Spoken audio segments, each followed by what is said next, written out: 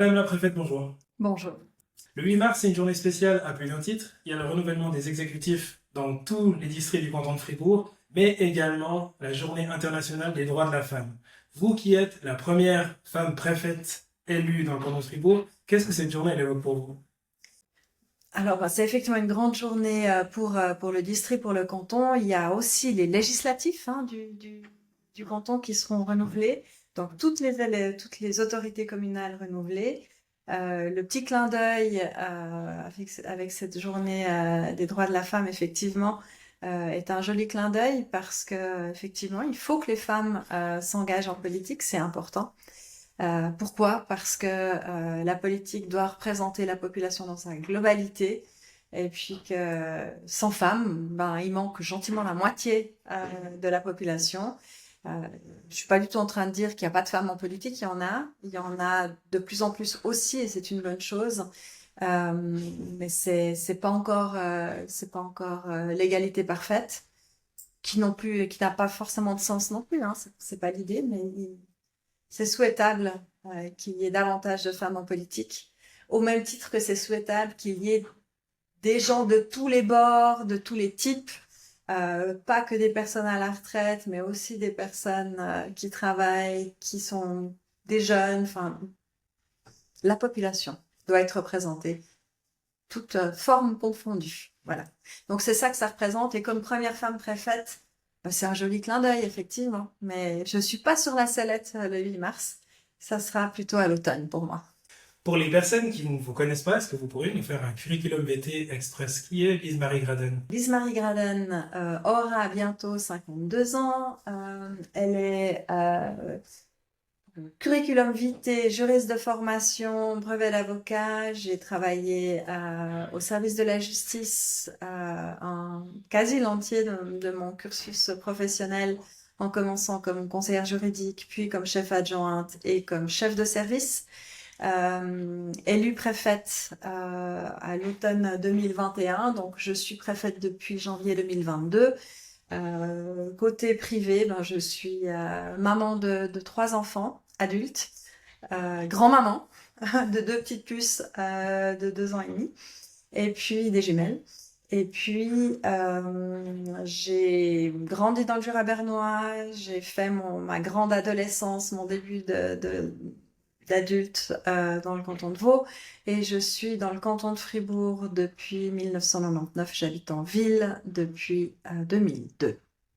Une vie passablement chargée, donc maman et grand-maman, et préfète également. Est-ce que vous avez du temps pour faire du sport? Bah, évidemment pas. Non, mais je cours toute la journée.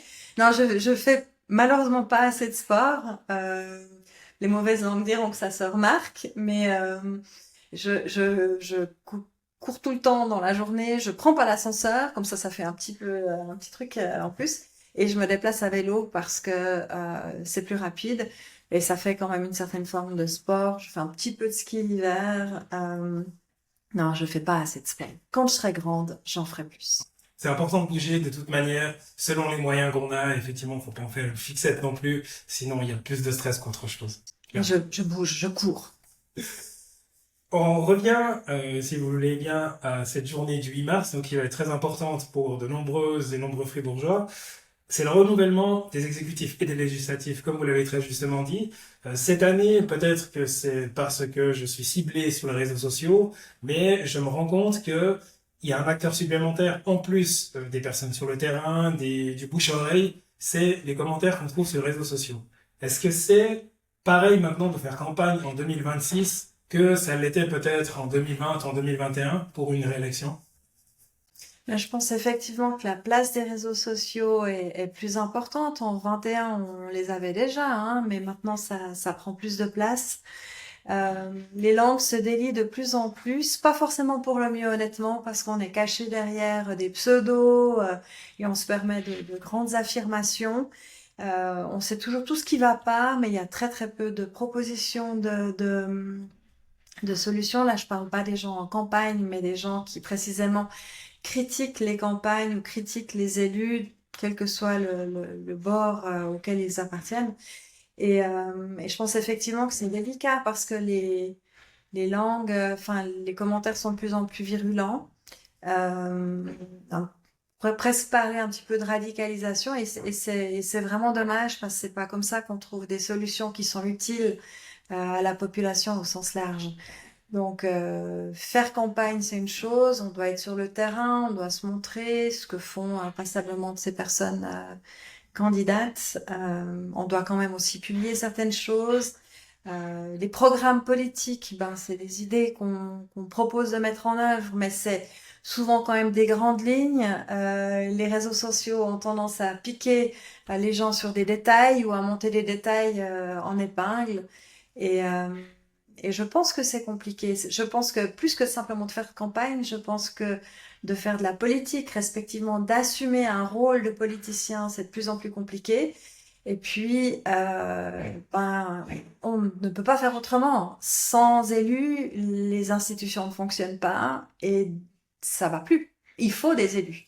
Alors, il faut bien les choisir. Et puis ceux qui ont plein de bonnes idées, ben, peut-être qu'il faut se mettre comme candidat. Alors maintenant, c'est trop tard, les listes sont bouclées. Mais il y a des complémentaires où dans 5 ans, c'est rebelote. Plutôt que de critiquer, s'investir et trouver des solutions. Et parmi, je dirais, les côtés négatifs de la fonction, parce que j'ai eu l'occasion de la pratiquer, alors je serais tenté de dire, en tout cas pour ma part, c'est pas forcément les critiques sur les réseaux sociaux qui font que les conseillers ou les personnes dans les exécutifs, elles, entre guillemets, lâchent l'affaire ou elles tirent la grappe ou elles rendent leur tablier. C'est peut-être davantage autre chose. Et là, je glisse directement dans le sujet principal. J'ai eu été conseiller communal dans une commune et comme un certain pourcentage des personnes qui étaient présentes dans les exécutifs et les législatifs en début de législature, j'ai arrêté en cours de législature. Et ces derniers temps, en tout cas ces derniers mois, on a constaté quand même régulièrement qu'il y avait dans les journaux justement telle et telle commune, conseiller communal qui démissionne.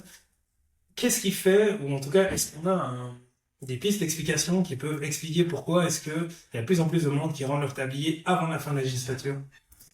Alors, je sais pas si on peut dire il y a de plus en plus de monde. J'ai pas été revérifier les statistiques, mais il me semble, en tout cas en Sarine, que c'est assez stable, enfin, ou alors c'est en légère augmentation, mais pas de manière totalement notable. Mais c'est vrai qu'il y a un renouvellement quand même euh, assez assez important des élus. À quoi c'est dû? Très certainement au fait que c'est compliqué. C'est vraiment compliqué. Il faut distinguer législatif. Quand on dit législatif, on parle des conseils généraux. Ça, on n'est pas seul. Il y a toute une clique avec. Il y a un groupe en général. Et ça, c'est plus simple. Par contre, c'est peut-être un petit peu plus rébarbatif que ce qu'on voudrait bien croire. Donc, c'est peut-être là, c'est là où ça peut un peu où le bas peut blesser. En revanche, dans les exécutifs, donc le conseil communal lui-même, la tâche est vraiment difficile. Et soit on l'a sous-estimé en se mettant sur une liste, ou alors c'est parfois aussi plus en adéquation avec des projets de vie. Il y a des gens qui déménagent et encore heureux qu'ils aient le droit de déménager malgré un engagement.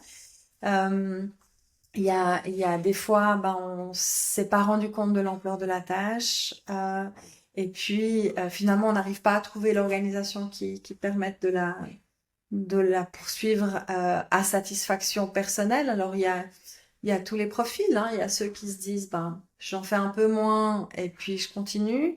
Il y a ceux qui se disent, non, je peux pas en faire moins, je suis en train de m'épuiser, donc j'arrête pour laisser la place à quelqu'un d'autre qui puisse le faire. Euh, et puis après, il y a aussi les communes, la forme des communes qui se réorganisent. Comme les tâches deviennent de plus en plus compliquées, aussi en raison de la législation, hein, les exigences sont de plus en plus importantes. Bah, des fois, les communes se réorganisent. On peut parler de fusion qui permet justement aussi d'avoir après un staff administratif, enfin l'administration communale qui est plus importante, puis qui décharge aussi un petit peu les politiques. Et puis c'est cet habile jeu c'est un équilibre et les gens gèrent ça comme ils le peuvent. Euh, Et je pense pas qu'il y ait de bien ou de mal je pense qu'il faut être à l'aise, parce que si on n'est pas à l'aise, on fait de la mauvaise politique. Donc, moi, j'invite tous les élus, effectivement, à trouver les issues, quelles qu'elles soient, qui leur permettent d'être à l'aise. Parmi les raisons que vous avez évoquées, il y en a une qu'on entend souvent en toile de fond, c'est la question du défraiement, ou alors plutôt la rémunération des conseillers communaux, parce que la grande partie, voire quasiment la totalité des conseillers communaux, ils ont également un travail à côté, que ce soit à plein temps ou à temps partiel, et puis c'est quand même un énorme investissement en termes de charge de travail, charge mentale également, parce que quand vous rentrez chez vous le soir, eh ben, il y a votre deuxième vie qui commence. Quand vous avez des enfants, il y a une troisième vie, et puis quand vous voulez faire du sport, il y en a encore une quatrième. Donc, ça représente quand même un sacrifice qui est extrêmement important. Et en fonction de l'investissement qu'on en fait et du poids que ça a sur les épaules, est-ce qu'il faudrait peut-être pas aussi voir quelque chose au niveau de la valorisation? Alors ça, c'est clairement l'autonomie communale, hein. Donc les communes sont responsables de ce qu'elles mettent en place pour soutenir leurs élus. Des réflexions sont faites ces derniers temps, d'ailleurs, dans différentes communes du district. Mais c'est pas mes affaires. La rémunération, c'est une chose. Le temps que ça prend, c'en est une autre. Ce qu'il faut dire là, on est en train de dresser quand même une image assez négative. C'est vrai que c'est lourd, c'est vrai que ça prend du temps, mais c'est extrêmement riche aussi. Ça amène énormément et puis ça permet de s'investir pour la commune, pour le reste de la population. Et il y a beaucoup de gens qui vivent mieux aussi parce qu'ils se donnent en fait pour la collectivité et qu'ils donnent de leur temps. Et ça n'a pas de prix non plus. Donc il n'y a pas que du négatif, mais effectivement valoriser la fonction, questionner le taux d'activité. Est-ce que c'est juste des défraiements pour des séances? Est-ce que c'est un engagement formel sur un certain pourcentage? Ces questions se posent. Et puis autonomie communale, la commune doit s'organiser pour que ça réponde à ses aspirations.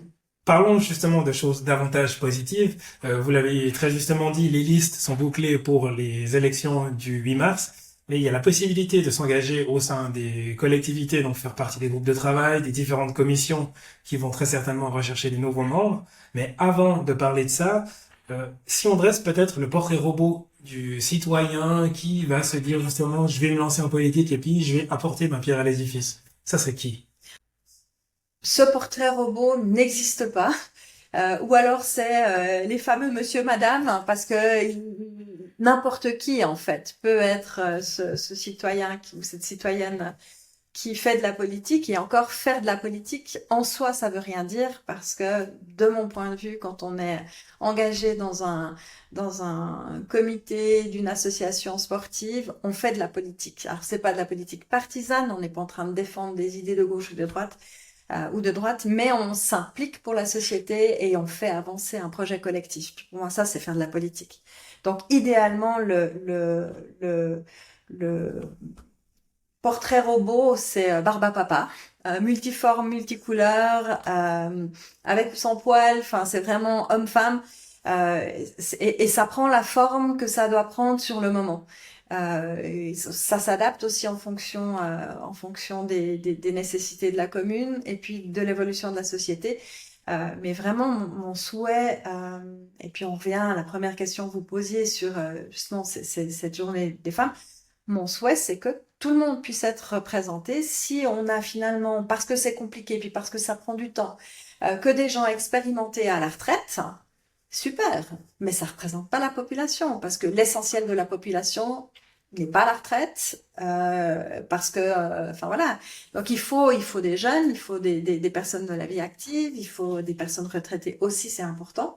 Il faut des gens qui ont du temps, il faut des gens qui en ont moins, puis qui provoquent aussi des séances plus rapides ou il faut de tout pour que, mais il faut des gens investis en fait. Et c'est ça la clé. Idéalement, le petit plus, ben, c'est quelqu'un qui croit en la collectivité publique et puis qui pense qu'ensemble, en s'organisant et en cherchant des compromis, des solutions qui conviennent pas seulement à moi dans ma sphère, enfin dans mon régime de pensée, mais de manière assez générale, et puis qu'on travaille ensemble pour trouver cette solution, ben on se sent mieux. Et c'est probablement ça le petit plus qui fait de qui que ce soit un bon politicien.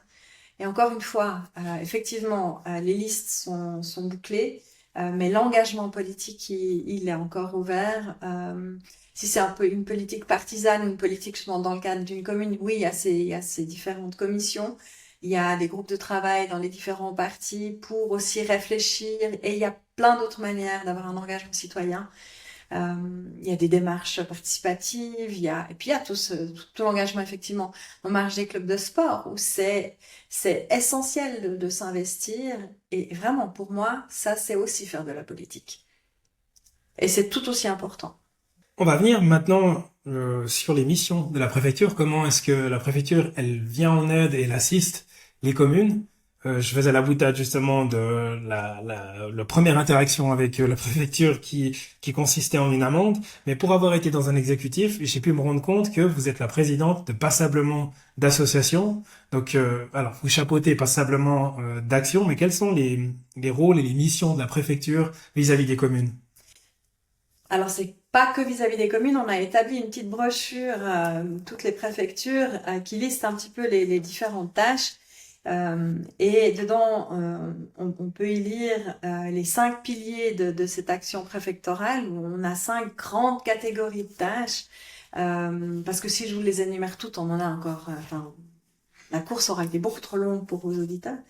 Mais on est sous l'angle développement du district. Et c'est dans ce contexte-là aussi qu'on est notamment président parfois ou impliqué dans des associations communes. Donc on est là moteur pour un petit peu faire bouger le district, mettre en œuvre des régionalisations qui sont imposées par le droit cantonal, provoquer des collaborations intercommunales quand elles sont nécessaires. Donc ça c'est le premier pilier, ce développement du district.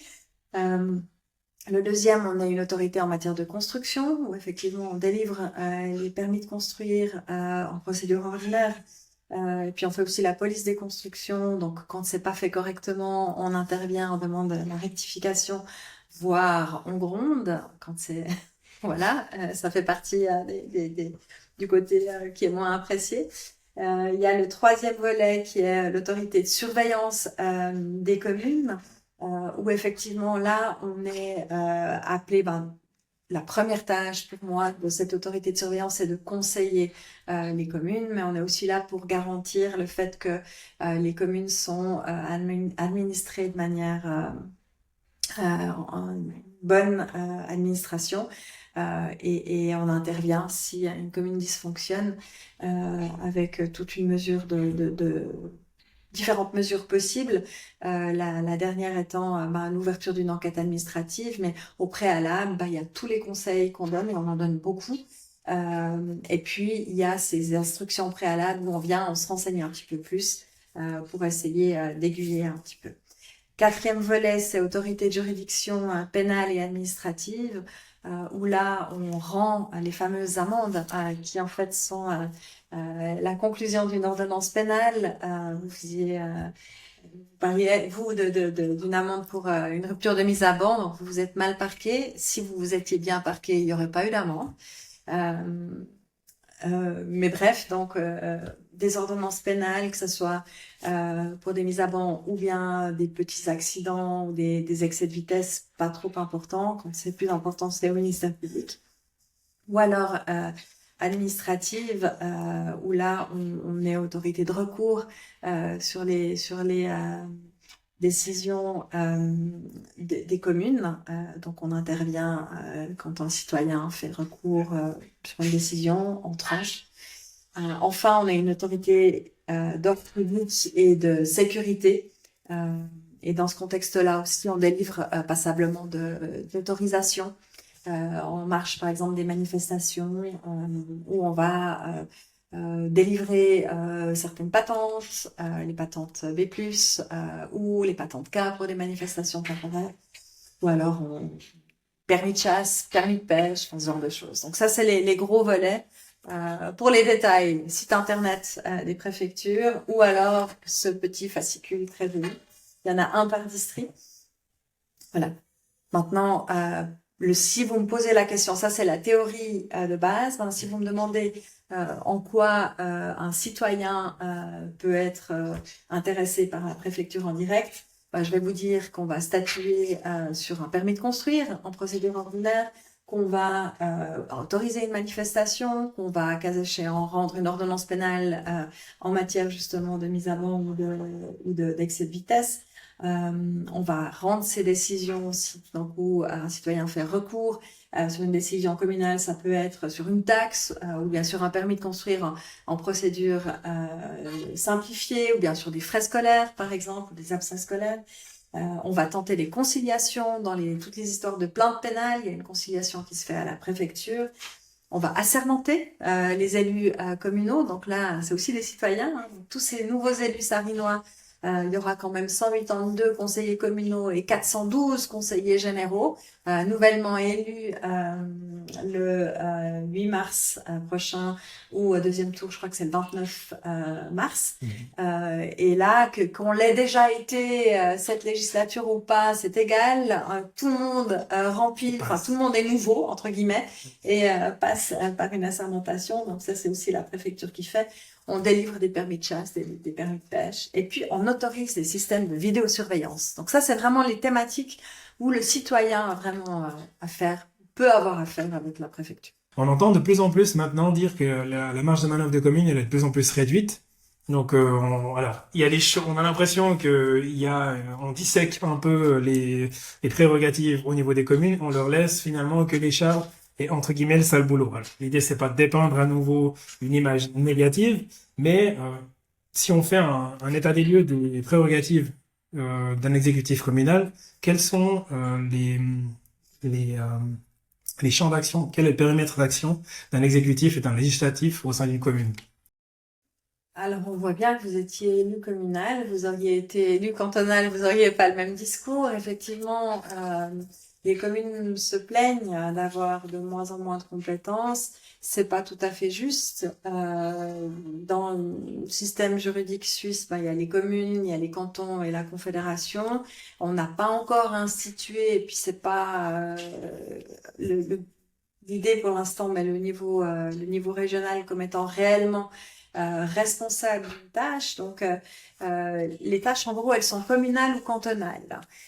Et c'est vrai que ces dernières années, plusieurs lois cantonales, donc c'est le Grand Conseil, hein, les députés, plusieurs lois cantonales ont régionalisé certaines tâches communales en disant qu'elles doivent s'effectuer au niveau du district. Par exemple, on pense à la défense incendie, ou alors à la loi sur le tourisme, ou l'aménagement du territoire. Mais ça reste des tâches communales, de compétences communales, qui par contre doivent se régler au niveau d'un district. Mais en gros, ça reste une tâche communale par opposition à une tâche cantonale. Et quand on est au sein d'une association de communes, les associations de communes, c'est vraiment une somme de communes qui font ensemble quelque chose. Et certaines communes estiment qu'il y a une perte de compétences. C'est pas le cas. Il faut s'organiser entre elles pour que la compétence soit exercée de la manière souhaitée. Le pendant autre, c'est si c'est pas comme ça, c'est cantonalisé. Et alors là, il y a une perte de compétences crasse, parce que si c'est le canton qui décide, c'est le canton qui décide. Oui. Potentiellement, c'est le canton qui décide et les communes qui payent. Et alors ça, c'est vraiment pas souhaité. Donc voilà. Maintenant, les sphères de compétences, elles sont extrêmement larges. Elles dépendent de toutes les lois. Je vais pas forcément m'étendre, si ce n'est peut-être la différence entre un conseil communal et un conseil général. Le conseil communal vraiment administre, gouverne la commune, et puis le conseil général, qui est le législatif, va décider du cadre budgétaire qui lui est proposé, mais là il a des compétences, et puis il va décider des grandes lignes dans des règlements de portée générale, va en fait valider ou pas les propositions faites par l'exécutif, en gros.